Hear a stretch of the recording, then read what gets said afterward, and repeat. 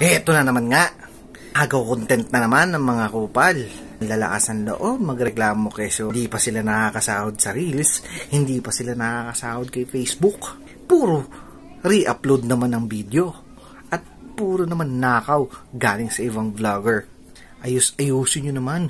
Gumawa kayo ng sarili nyong video, hindi yung puro asa kayo sa ibang mga vlogger. Tapos pag porque nag-viral yung mga video nila, kukunin nyo, ida-download nyo at i-re-upload nyo sa mga page nyo. Ang kakapal ng mga mukha nyo.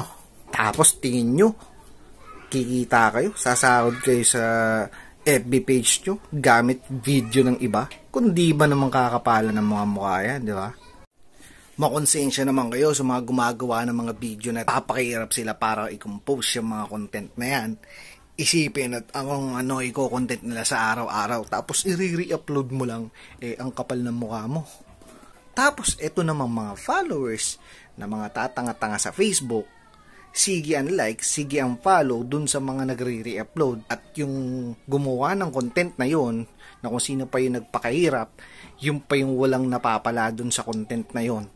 Tapos yung mga nagre-upload lang, yung paminsan yung kumikita at nagme-million views. Abay, teka nga naman.